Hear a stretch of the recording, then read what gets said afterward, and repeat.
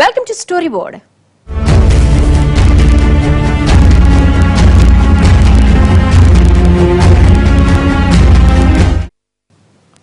సచివాలయ ఉద్యోగుల్ని రారమ్మంటూ ఏపీ సర్కారు సాధారణంగా అమరావతికి ఆహ్వానిస్తుంటే రోడ్ మ్యాప్ లేకుండా ఎలా వెళ్లాలి అంటూ ఉద్యోగులు అభ్యంతరాలు వ్యక్తం చేస్తున్నారు.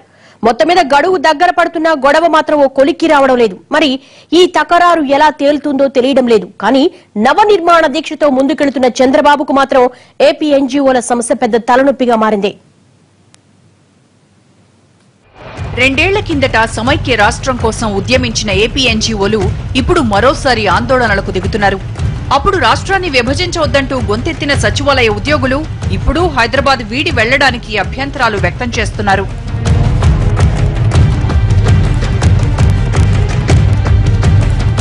రాష్ట్ర ప్రభుత్వం జూన్ 27 కల్లా ఏపీ సచివాలయ ఉద్యోగులు అమరావతి వచ్చేయాలి, అక్కడి నుంచే విధులు నిర్వర్తించాలని గడువు విధించారు. 27కి ఎన్నైతే అని ముందుగానే చెప్తాం, వాళ్ళందరూ వస్తారు. ఈ గడువు మీదనే ఇప్పుడు తీవ్ర అభ్యంతరాలు వ్యక్తమవుతున్నాయి. ఇప్పటికిప్పుడు అమరావతి వెళ్లిపోవడానికి తాము సిద్ధమే, కానీ అక్కడ కనీసం నివాసానికి ఏమన్నా పరిస్థితులు అనుకూలంగా ఉన్నాయా, కనీసం తాము విధులు నిర్వర్తించడానికైనా పరిస్థితులున్నాయా అని ప్రశ్నిస్తూ సచివాలయ ఉద్యోగులంతా ఆందోళనకు దిగారు.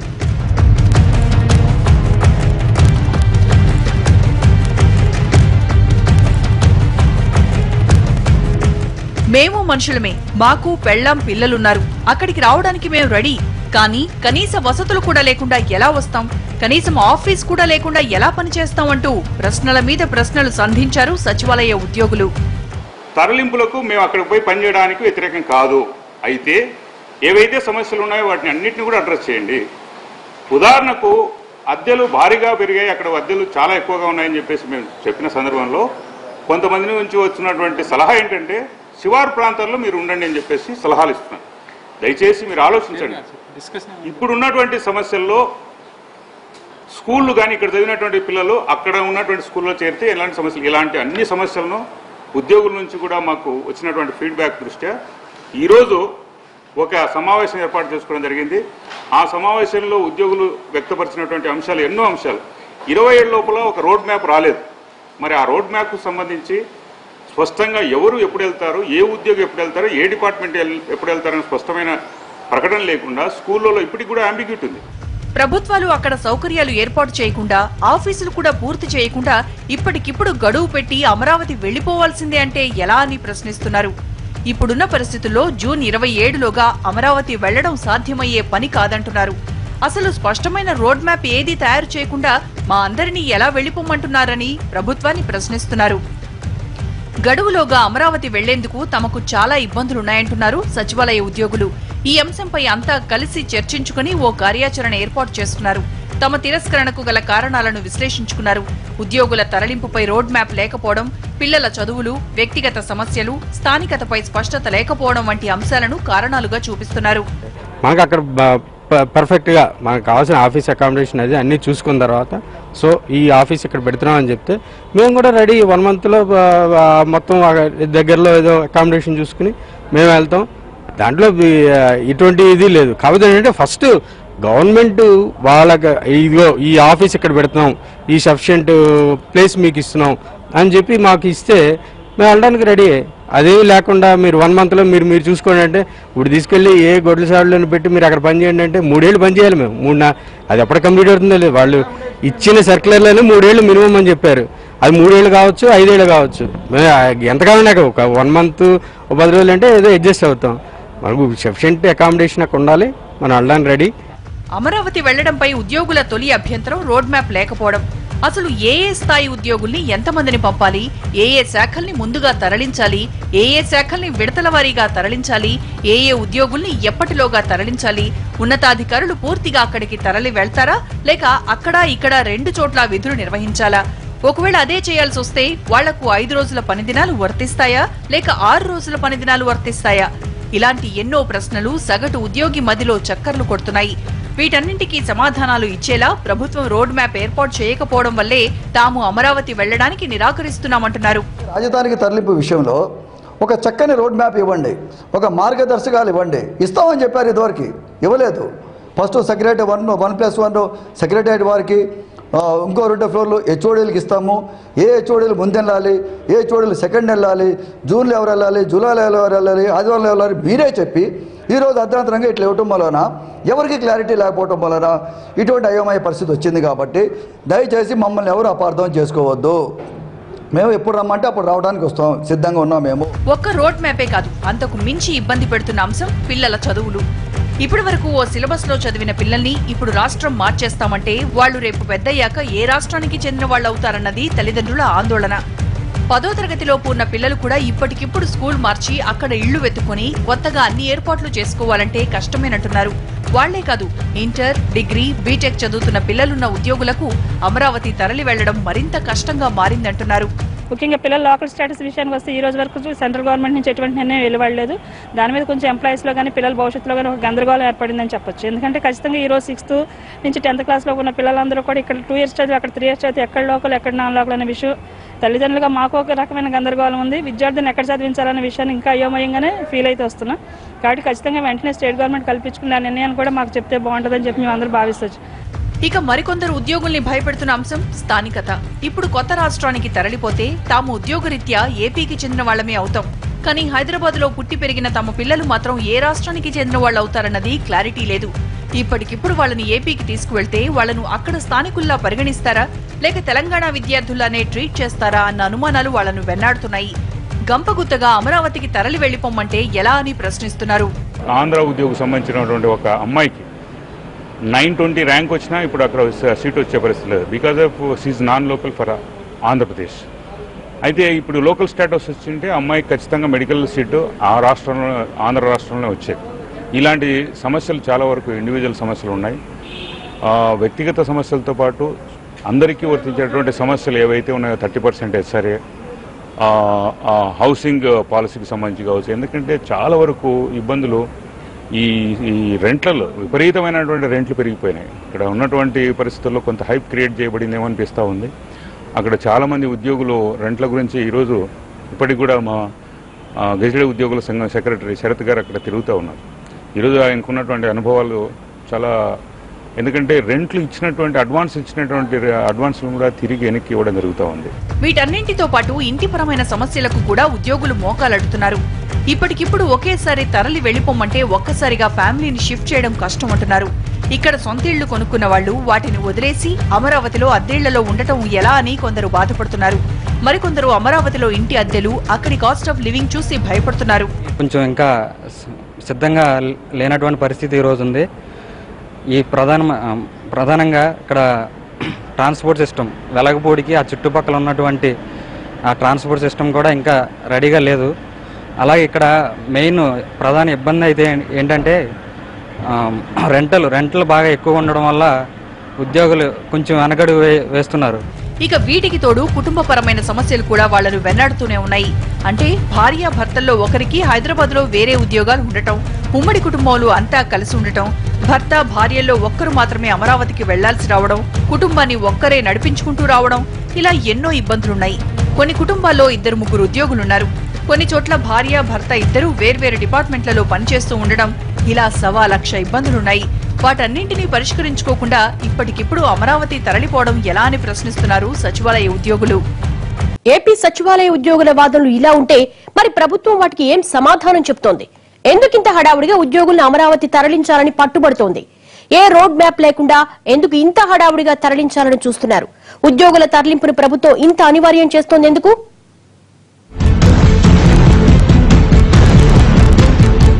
హైదరాబాద్ 10 ఏళ్ల ఉమ్మడి రాజధానిగా 13 జిల్లాలతో నవ్యాంధ్రప్రదేశ్ ఆవిర్భవించింది. 10 ఏళ్ల ఉమ్మడి రాజధాని కాబట్టి ఇక్కడ సచివాలయ ఉద్యోగులు పెద్దగా కంగారు పడలేదు. కానీ ఏపీ సీఎం చంద్రబాబు నాయుడు మాత్రం సాధ్యమైనంత వేగంగా పరిపాలన హైదరాబాద్ నుంచి అమరావతికి మార్చేలా ప్రణాళికలు రూపొందించుకున్నారు. ఏపీకి కొత్త రాజధాని ఎక్కడో, అదెలా నిర్మించాలో తేలేందుకు ఏడాది పట్టింది. ఆపై అట్టహాసంగా ఆంధ్రప్రదేశ్ రాజధాని అమరావతి నిర్మాణానికి అంకురార్పణ చేశారు.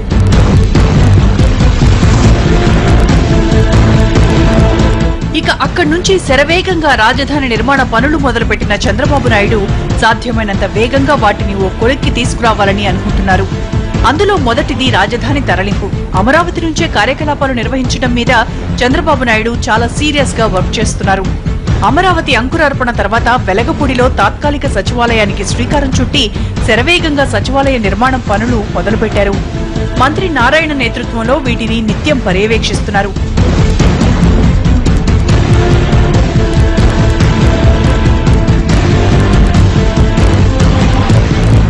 ఏపీ కేంద్రంగానే పరిపాలన కొనసాగిస్తానని ఏడాది కిందటే చంద్రబాబు నాయుడు స్పష్టం చేయడమే కాదు, ఆ మేరకు 2016 జూన్ 27న ఏపీ సచివాలయ ఉద్యోగుల్ని అమరావతికి తరలిస్తామని ప్రకటించారు.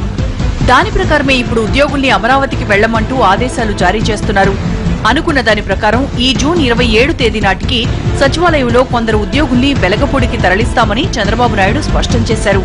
ఆపై మిగిలిన వాళ్లను కూడా తరలిస్తామని చెప్పుకొచ్చారు. తాత్కాలిక సచివాలయ ప్రాంతంలో సౌకర్యాలు లేవని చెప్పడం సబబు కాదన్న బాబు, ఇలాంటి పరిస్థితుల్లో ఉద్యోగులు తమ పంతాలు వీడి కొత్త రాజధానికి పయనమవ్వాలని సీఎం పిలుపునిచ్చారు. 27కు ఎన్నైతే అని ముందుగానే చెప్తాం, వాళ్ళందరూ వస్తారు.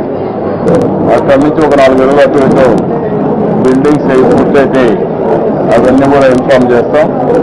దానిపైన ఒక్కొక్క డిపార్ట్మెంట్ వచ్చి ఇక్కడ ఆక్యుపెన్సీ చేసే పరిస్థితి వస్తుంది. ఇవి కాకుండా ఇంకా ఇక్కడ ఇంటీరియర్గా ఏవైతే ఉన్నాయో చూస్తే ఇవన్నీ కూడా కొంతవరకు 27కి అవుతుంది, కొంత ఒక వారం 10 రోజులు అటు వెళ్తాయి. అయితే 27కి వచ్చేవాళ్ళు ఎవరు రావాలని ముందు చెప్తాం. 27 నుంచి ఒక పద్ధతి ప్రకారం ఎవరు వస్తారో అవన్నీ నోటిఫై చేసుకుంటూ వస్తాం. దీనికి అప్రోచ్ రోడ్స్ అన్ని కూడా ఏమేం కావాలో అవన్నీ కూడా రెక్టిఫై చేయమన్నాను. ఉద్యోగులు అమరావతి వెళ్లడాన్ని వ్యతిరేకించే వ్యాఖ్యలు ఉపసంహరించుకోవాలన్న చంద్రబాబు సమీప భవిష్యత్తులోనే వాళ్లకు పూర్తి స్థాయిలో సౌకర్యాలు కల్పిస్తామన్నారు. అంతేకాదు ఉద్యోగుల ఇబ్బందులు తెలుసుకుని దానికి అనుగుణంగానే స్పందించాలని అధికారులను కూడా ఆదేశించారు. తాజాగా సచివాలయంలో ఆందోళన చేసిన ఏపీ ఉద్యోగులు తమ సమస్యల్ని ప్రభుత్వ ప్రధాన కార్యదర్శి టక్కర్ కి విన్నవించుకున్నారు. దానికి ఆయన స్పందిస్తూ ఏపీ ఉద్యోగుల కోసం హెల్ప్ డెస్క్ ఏర్పాటు చేస్తామన్నారు. అంతేకాదు సాంకేతికంగా ఉద్యోగుల తరలింపు జూన్ 27 నుంచే మొదలైనా అది పూర్తి స్థాయిలో జరగడానికి మాత్రం మరో 2 నెలలు పడుతుందన్నారు. అమరావతిలో భవన నిర్మాణాలు పూర్తయిన ప్రకారం ఇక్కడి నుంచి తరలింపు ఉంటుందని వివరణ ఇచ్చారు టక్కర్.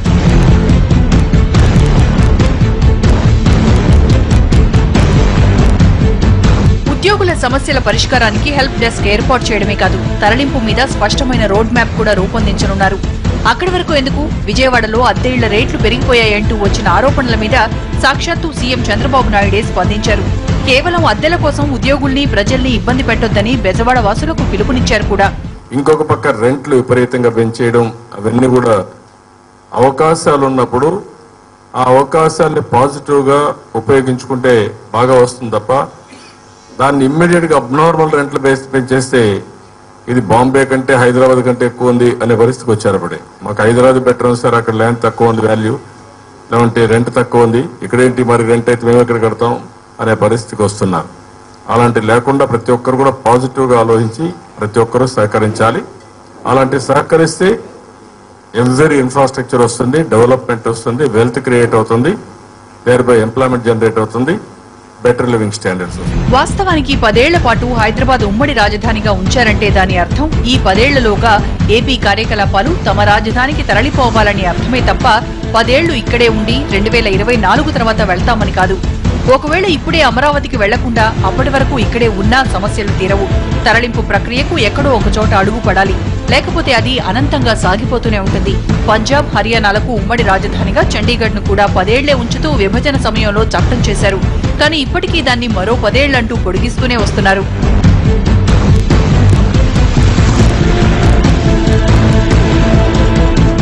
ఆ పరిస్థితి మనకు రాకూడదంటే సాధ్యమైనంత వేగంగా రాజధాని ఏర్పాటు చేసుకోవాలన్నది ఏపీ సర్కారు ఆలోచన. కేవలం అమరావతిలో రాజధాని నిర్మించి వదిలేస్తే సరిపోదు, అక్కడి నుంచి అన్ని కార్యకలాపాలు మొదలవ్వాలి. అమరావతిలో పరిశ్రమలు రావాలన్నా, అక్కడే ఉపాధి దొరకాలన్నా ముందు అక్కడ ప్రభుత్వం ఉండి తీరాలి. ఆ తర్వాతే అన్ని తరలి వస్తాయి, అభివృద్ధి మొదలవుతుంది. కొత్త రాష్ట్రానికి ఆదాయం రావాలంటే అభివృద్ధి జరగడం అత్యావశ్యకం. అందుకే రాజధాని నిర్మాణ పనుల్ని ప్రభుత్వం శరవేగంగా మొదలుపెట్టింది. ప్రతి అంశానికి ఒక టార్గెట్ పెట్టుకుని ముందుకెళ్తోంది. అందులో భాగంగానే అమరావతిలో అభివృద్ధికి నాంది పలికేందుకు ముందుగా ప్రభుత్వ కార్యకలాపాల్ని రాజధాని నుంచే మొదలుపెట్టేలా ముఖ్యమంత్రి పట్టుదలతో ఉన్నారు. అందులో భాగంగానే ఉద్యోగుల్ని ఇలా తరలించేందుకు జూన్ 27ను డెడ్ లైన్ గా చెప్పుకొచ్చారు. ముఖ్యమంత్రి ఆదేశించారని కాదు, డెడ్ లైన్ దగ్గర పడుతోందని కాదు, ఇవన్నీ పక్కన పెట్టేద్దాం. అసలు ఏపీ సెక్రటేరియట్ ఉద్యోగులు అమరావతికి తరలి వెళ్లాల్సిన అవసరం ఏముందో ఒక్కసారి చూద్దాం. ఆ అవసరం ముందు వాళ్లకున్న ఇబ్బందులు ఎంత పెద్దవో చూస్తే ఎవరు చెప్పేది న్యాయం అర్థమవుతుంది. ఏ నిర్ణయం అమలు చేయాలన్నా ఇబ్బందులు తప్పవు. మరీ పెద్ద పెద్ద ఇబ్బందులుంటే ప్రభుత్వమే పరిష్కరిస్తే ఉద్యోగులు వెళ్లడానికి సిద్ధమే. మరి ఈ విషయంలో ఎవరు ముందుంటారో వేచి చూడాలి. ఒక నాణ్యానికి రెండు ముఖాలున్నట్లు ఒక వివాదానికి కూడా రెండు ముఖాలుంటాయి. ఇప్పుడు ఏపీ ఉద్యోగులు రాజధాని తరలింపు అంశానికి కూడా ఇలాగే రెండు వాదనలు ఉన్నాయి. ఉద్యోగుల వాదనల్లోనూ కొంత వాస్తవం ఉంది, ప్రభుత్వ ఆదేశాల్లోనూ అంతే వాస్తవం ఉంది. ఏపీ సచివాలయ ఉద్యోగులు అమరావతికి వెళ్లమని చెప్పడం లేదు, కానీ ఇప్పటికిప్పుడు వెళ్లలేమని చెప్తున్నారు. అయితే ఇక్కడ ఆలోచించాల్సిన విషయం ఏంటంటే ఏపీ సర్కార్ వాళ్లకు హఠాత్తుగా ఈ తరలింపు విషయం చెప్పలేదు. ఏడాది ముందు నుంచే గడువు గురించి చెప్పుకొచ్చింది. కానీ దానికి ఇప్పటికీ ఉద్యోగులు సిద్ధపడకపోవడం మాత్రం నిజంగా శోచనీయమే.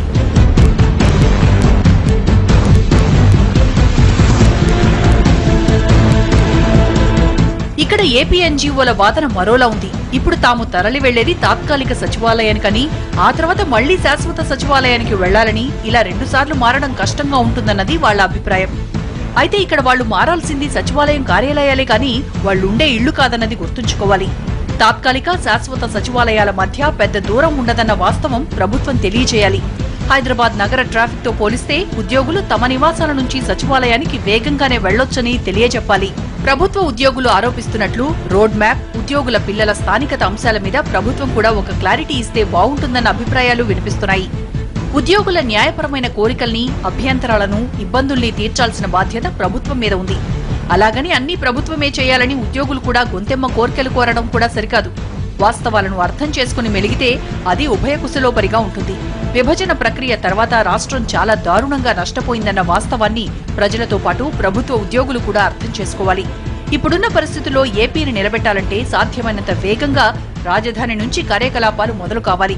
అప్పుడే ఇక్కడ ఉత్పాదకత పెరుగుతుంది, ఆదాయం పుడుతుంది, సేవలు విస్తరిస్తాయి. సేవల నుంచి వచ్చే ఆదాయం, పన్నులు వచ్చి ప్రభుత్వానికి రాబడి మొదలవుతుంది. అందుకు సాధ్యమైనంత వేగంగా పునాది పడాలి. ఆ నవ నిర్మాణంలో ప్రజల కన్నా ముందుగా ప్రభుత్వ ఉద్యోగులే చొరవ తీసుకుని భాగస్వాములు కావాలి. సోదరు దాని ప్రకారం పోవాలి. అంతేగాని మా మీద దుష్ప్రచారం చేయొద్దండి దయచేసి. జూన్ 27కి మేము వస్తాము, కానీ మౌఖికంగా కాదు, లిఖితపూర్వకంగా ఉత్తర్వులు మాకు ఇవ్వండి, రోడ్ మ్యాప్ ఇవ్వండి, ఏ విధంగా పోవాలి ఏంటి. ఏం చేద్దంటే ఈ ఫైల్స్ మేము అక్కడ వెళ్ళిపోవడం అంటే మా ఎంప్లాయీస్ ఒక్కరు వెళ్ళిపోరండి. ఇక్కడ ఎంప్లాయీస్తో పాటు ఫైల్స్ ఉంటాయి, కంప్యూటర్స్ ఉంటాయి, దానికి సంబంధించి అడ్మినిస్ట్రేటివ్ డిస్పోజల్స్ ఇవన్నీ ఉన్నాయి. వాటిని ఏం చేయాలి? వాళ్ళని అక్కడ పడేసి రమ్మంటారా? అదే ఒక లిఖితపూర్వకంగా ఇవ్వండి. అవి ఏం అక్కర్లేదు, మీకు ఒక మనిషిని వస్తే చాలు, కొత్తగా అక్కడ మొదలెట్టుకుందాం. ఏమన్నా అది మీ మీద ఏ మాత్రం ఏ ఫైల్ పోయినా ఏం పోయినా మేము ముట్టుకోమని చెప్పేసి ఒక ఆర్డర్ ఇవ్వండి. అది ఆ విధంగా వచ్చినా మేము వచ్చేది సిద్ధమై. ఇటువంటి కొన్ని టెక్నికల్ ఆస్పెక్ట్స్ ఉంటాయండి, ప్రజలు కూడా గమనించాలి. ఏపీ ప్రభుత్వం సచివాలయ ఉద్యోగులకు ఎన్నో సౌకర్యాలు కల్పించింది.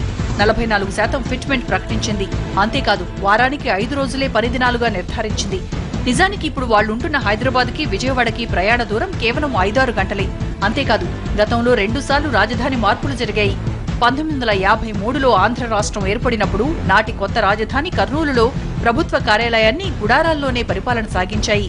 3 ఏళ్లు తిరగకుండానే రాజధానిని మళ్లీ హైదరాబాద్కు మార్చేసినప్పుడు కూడా ప్రభుత్వ ఉద్యోగులకు 2 ఏళ్ల వెసులుబాట్లు, 5 రోజుల పనిదినాలు దొరకలేదు. వాళ్లంతా అప్పుడు హుటాహుటిన వచ్చి మలక్పేట్, దిల్సుఖ్ నగర్ వంటి శివారు ప్రాంతాల్లోనే స్థిరపడ్డారు. ఆపై వాళ్లందరికీ వనస్థలిపురంలో ఎన్జీఓ కాలనీలు నిర్మించారు. అప్పుడలా వాళ్లు సర్దుకోబట్టే ఇప్పుడిలా హైదరాబాద్లో అభివృద్ధి భాసిల్లుతోంది.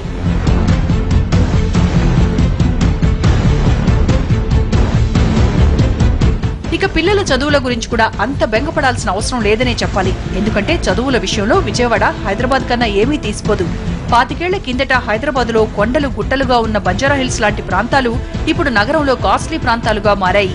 అదేవిధంగా సాధ్యమైనంత వేగంగా అమరావతిలో కార్యకలాపాలు మొదలుపెడితే దాని చుట్టుపక్కల ప్రాంతాలు కూడా అదే రీతిలో డెవలప్ అవుతాయి. ఇవన్నీ పక్కన పెడితే విభజనతో అన్యాయమైపోయిన రాష్ట్రాన్ని అభివృద్ధి బాటలో పరుగులు పెట్టించేందుకు ప్రభుత్వం ఎంత కృషి చేస్తుందో ఆ ప్రయత్నాలకు ప్రభుత్వ ఉద్యోగులు కూడా అండగా ఉండాల్సిన అవసరం ఉంది.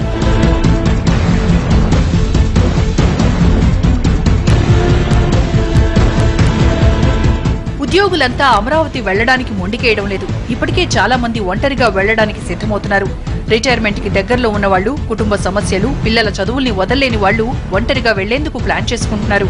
అదే టైంలో కొత్తగా పెళ్లైన వాళ్లు, చిన్న చిన్న కుటుంబాల వాళ్లు విజయవాడ తరలి వెళ్లడానికే రెడీ అవుతున్నారు.